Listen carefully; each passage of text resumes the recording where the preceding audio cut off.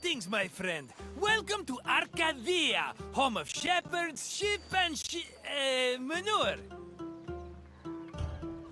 I recently made an offer to buy some nearby farmland.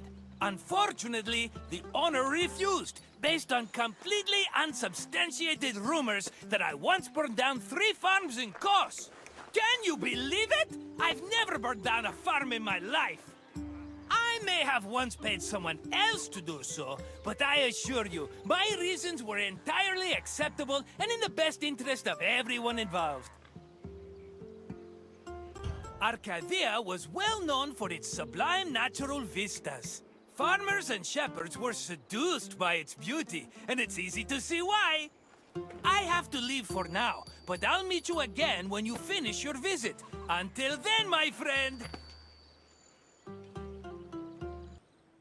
Grain was a staple of the Greek diet, to the point where Homer referred to his compatriots as mortal eaters of bread. Grain farming was a meticulous process. Due to dry summers, artificial irrigation was impossible, so farmers had to rely on rainfall to water their crops. This gave them very narrow windows for sowing and harvesting. On a farm of this size, only half of the field would be planted every year, while the other half would lie fallow to avoid exhausting the soil. According to the poet Hesiod, the best time to sow grain was in autumn, and the best time to harvest it was in May.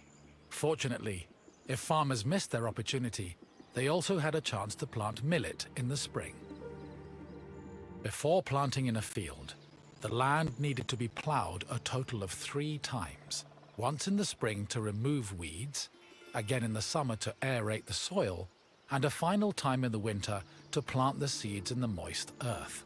The plow was pulled by 2 oxen, while the sowing of seeds was done by hand.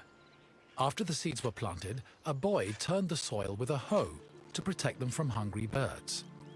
Once the sowing was finished, the farmers waited for winter rains to irrigate the field.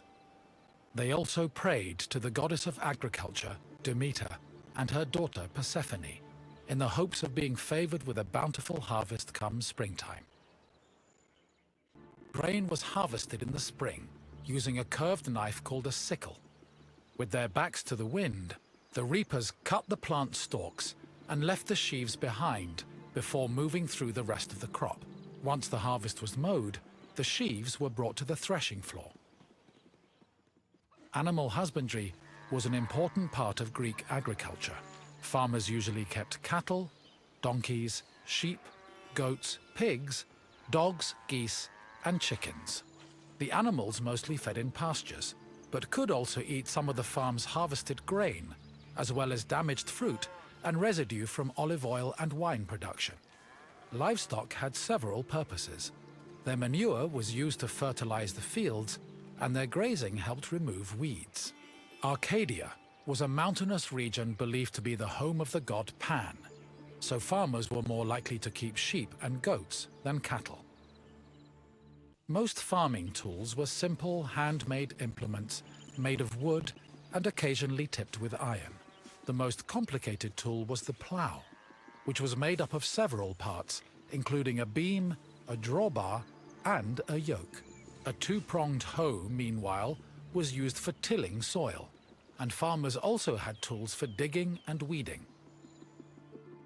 After the sheaves were harvested, workers brought them to the threshing floor to extract the grain. Oxen or donkeys were hitched to a post in the center of the floor and guided around it, while workers threw sheaves under their hooves.